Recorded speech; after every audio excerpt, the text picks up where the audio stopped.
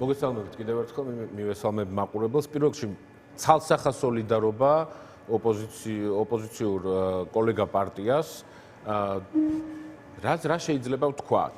ვნახეთ არანაირი სიახლოვის მქონე არც ქართველობასთან, არც უაჟკაცობასთან, არც კაცობასთან, არც ადამიანობასთან ჩავლილი ქართული ოცნება, მათ შორის მათი ადგილობრივი პარლამენტარებით, ეგრეთ წოდებული პარლამენტარებით, რომლებმაც 10 კაცით ერთად მოიქციეს, მათ შორის მანდატურები ვითომ იცავდნენ ამ დროს შებოჭილი ყავდათ და არჩილ გორდულაძე პატარა ქოფაკი, აი პატარა ძაღლები რო არიან ხოლმე, ძალიან საყვარლები, ჭიშკრის მიღმა რო იყეფებიან და როგორც კი ჭიშკარს გაუღებ, ეგრევე ჩუმდებიან. აი ამ კატეგორიის დანაშაულთან გვაქვს საქმე, ამ კატეგორიის უღირსობასთან გვაქვს საქმე.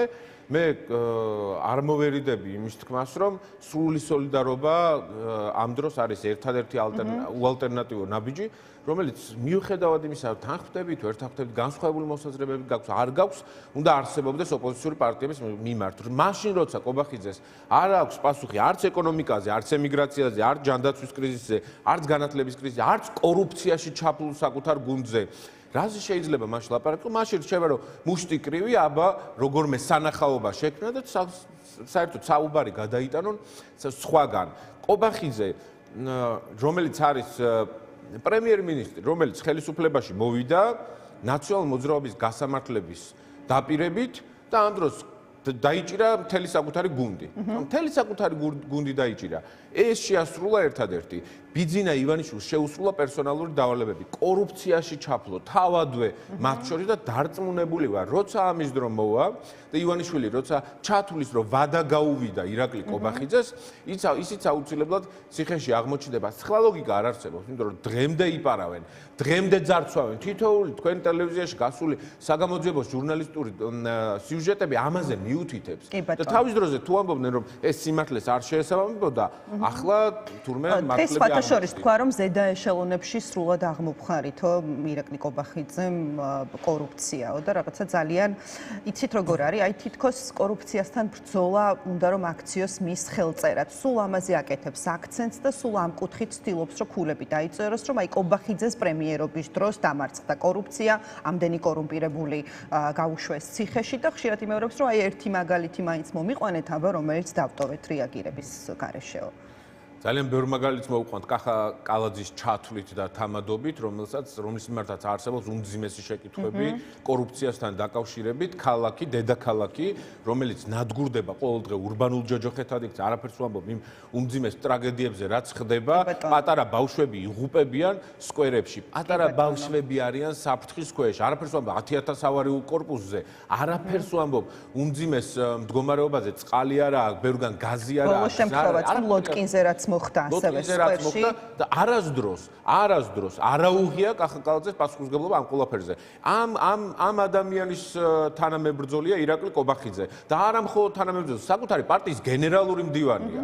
კი მათ პარტიაში თანამდებობებს არანაირი აზრი არ აქვს, იმიტომ რომ პრემიერად წოდებული, თავმჯდომარედ წოდებული ფიგურა, რომელიც ამ შემთხვევაში ირაკლი კობახიძეა, ამბობს, რომ პირველი პირი არ არის პარტიაში, თავად ყავს უფროსი და ხელმძღვანელი ბიძინა ივანიშვილის სახით, რომელსაც კუდამოძუებული დასდევდა ალიევის ვიზიტის დროს. ამან გააბრაზა, სწორედ ამან დააკარგინა კონტროლი, როცა სარკეში ჩაახედა ოპოზიციონერმა და უთხრა, რომ ეს არის შენი მძიმე მდგომარეობა. რა ხდება და რა არის ჩვენს ნაწილში გამოსავალი. მიუხედავად იმისა, რომ ივანიშვილი და კობახიძე ყოველ ჯერზე ჩვენ გვთავაზობს ხოლმე სანახაობას, ოღონდ პურს არ სთავაზობს საზოგადოებას, მარტო სანახაობას სთავაზობს, იმიტომ რომ საზოგადოების დიდი ნაწილი შიმშილობს. ხოლო თვითონ მდიდრდებიან. სიუჟეტი ახლა რასაც აჩვენებდით თქვენ რესტორანში მათი ვიზიტი. გადავხედოთ მაგალითად რა ავტომობილებით არიან ისინი ამ რესტორანში. წარმოუდგენელ სიმდიდრესთან არის სიმდიდრეზეა საუბარი. ძალიან დიდ ფინანსებზე, ძალიან დიდ კორუფციაზე, ადამიანები, აი ტალახაძე ავიღოთ, ოლიმპიური ჩემპიონი, რომელთაც ერთდროს ამაყობდა მთელი საქართველო, მეც მათ შორის. ჩამოვიდა და ერთ-ერთი პირველი განცხადება, პირველი ოლიმპიური მედლის აღების შემდეგ იყო ის, რომ მას ჰქონდა სხვა ქვეყნისგან შემოთავაზება და თუ საქართველოს სახელმწიფო ხელისუფლება ამ შემთხვევაში არ დააფასებდა მას სათანადოდ, ის სხვა ქვეყნის სახელით იასპარეზებდა. დაფასება რას ნიშნავს? დაფასება ნიშნავს ფულს და გავლენებს და უპირატესობას. და მე მიიღო კი ეს გავლენები. მიიღო და როგორ მიიღო? დეპუტატობაში გაცვალა ის ღირსება, ის პატივი, რომელიც საზოგადოებას, ის ეპყრობოდა საზოგადოება მას პატივით, ფულში გაცვალა, დეპუტატობაში გაცვალა, ტენდერებში გაცვალა, ოლიმპიური ჩემპიონი, რომელსაც კიდევ ძალიან ახალგაზრდაა სხვა შორის და კიდევ ბევრი შესაძლებლობა ჰქონდა სპორტში, დღეს დაკავებულია საკუთარ მუნიციპალიტეტში, საჩხერეში, ქვაღორღის და ხრეშის მოპოვებით. იმიტომ რომ იქ ტენდერი მოიგო და ჩაჯდა, საერთოდ იცვალა, ფერი იცვალა. ანუ ამ ვითარებაში ერთი ოლიმპიური ჩემპიონი, მეორე ოლიმპიური ჩემპიონი, მესამე ცეხავი კი, იმიტომ რომ ბიზნესმენები იქ არავინ არ არის. ბიზნესმენი არის თემურ ჭყონია, ეგენი არიან ცეხავიკები. ამ ვითარებას შეუძლებელია რომ იქ სიმართლეზე საუბარი მიდიოდეს. რისი მცდელობაა მათი მხრიდან?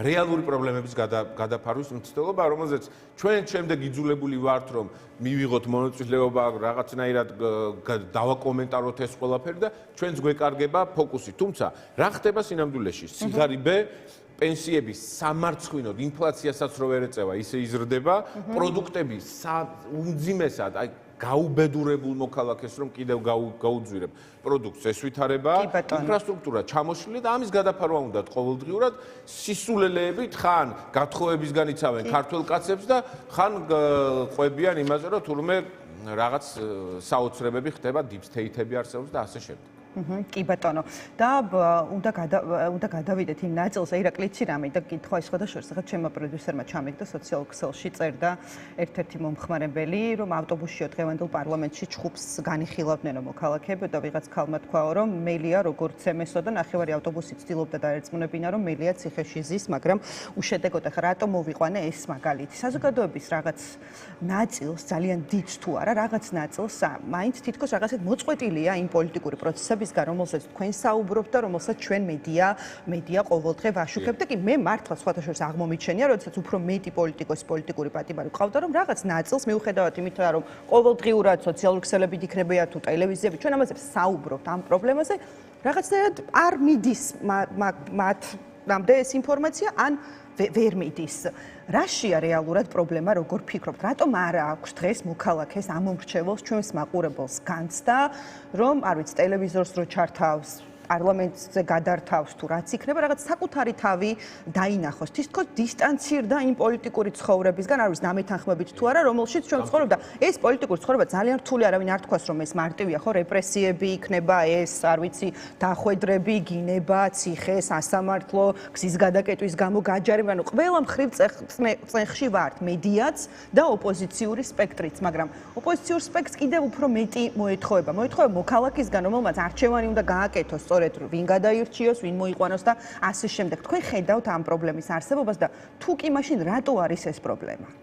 ეს პრობლემა არსებობს, ფაქტია გაუცხოება პოლიტიკური პროცესისადმი, საზოგადოების რაღაც კონკრეტული ნაწილის მხრიდან და ეს ივანიშვილმა მოიტანა. როგორ მოიტანა ეს ყველაფერი? პირველივე წლებში, როგორც კი ივანიშვილი გამოჩნდა ხელისუფლებაში, პირველივე მისი ფრაზები იყო, რომ არაფერი არ გამოვა, აქ სამუშაო ადგილებს ვერ შევქმნით, დავასუბსიდირებთ ფრენის ბილეთებს და გაგაფრენთ, გაგამგზავრებთ უცხოეთში და იქ წადით და იქ ეძიეთ სამსახური. განსხვავებული კრიტიკული აზრი თქვით, გამოვიდნენ, ხაინდრავა გამოუშვა და რამიშვილი და ათქმევინა რომ განსხვავებული აზრის ადგილის ამ ქვეყანაში არ არის და წადით დატოვეთ ქვეყანა.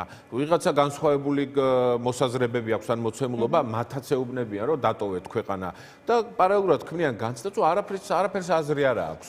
ეს ამაში სხვათა შორის წვლილი შეიტანეს რიგმა ოპოზიციონერებმა, რომლებიც საუბრობენ ივანიშვილის უძლეველობაზე. ხან დასხდებიან ზღაპრებს ყვებიან, მითებს ყვებიან, რომ გულისხმობთ რომ მივხვდე მეც ბევრი ახლა კონკრეტულად ასე არ დავასახელებდი.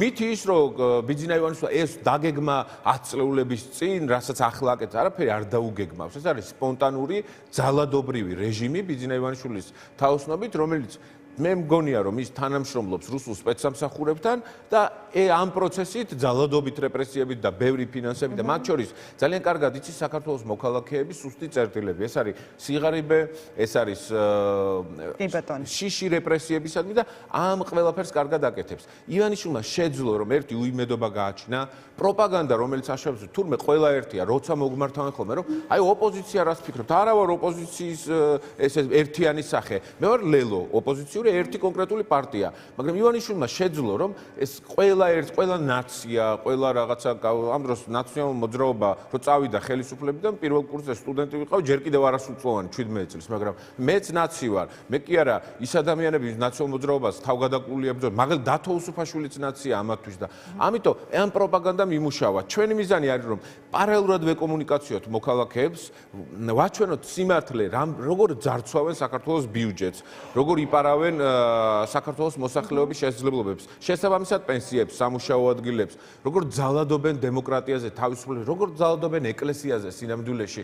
რაც საქართველოს ეკლესიას ივანიშვილმა გაუკეთა, არავის არ გაუკეთებია ასეთი რამ. როგორ ძალადობენ სინამდვილეში ქართულ ტრადიციებზე და ეროვნულ ღირებულებებზე და რა თქმა უნდა ოპოზიციას უნდა სწორი სტრატეგია. კი ბატონო, და აი ამ სწორი სტრატეგიით, რომელიც ალბათ გაქვთ დარწმუნებული ვარ, რომელი არჩევნებისთვის ემზადებით თქვენ? ძალიან ხშირად ვსვამ ამ შეკითხვას, ბევრისთვის ჯერ დრო არ არის, ბევრი ამბობს რომ რომელიც იქნება, ბევრს რაღაცა სხვა თავისი წესები და პირობები აქვს. თქვენ რომელი არჩევნებისთვის ემზადებით? ეს მინდა გითხოთ, უსმენდით ალბათ გუშინაც სალომე ზურაბიშვილი ლაპარაკობდა ინგა გრიგოლიას რეაქციაში, სხვათა შორის მანაც შეიცვალა პოზიცია და რაღაცა ძალიან მკაფიოდ გამოხატული ბოიკოტის მის შემდეგ ახლა უკვე არჩევნებში ხედავს ისიც ალტერნატივას, ძალიან ხშირად საუბრობს ერთობაზე, ერთიანობაზე და ასე შემდეგ და აქვე კითხავ მაშინ რო არ წაგართქვა, აი თქვენ თქვით რომ ხალხსო უჭირს გაარკვიოსო, მეც ვარ თუ არა ნაციონალური მოძრაობის წარმომადგენელი. ჩვენ ვხედავთ ოპოზიციურ ალიანსს 9 პოლიტიკური პარტიისგან შემდგარს, ამ ალიანსში თქვენ არ ხარ, არ ვამბობ რომ ვინმე არ ფიქრობს რომ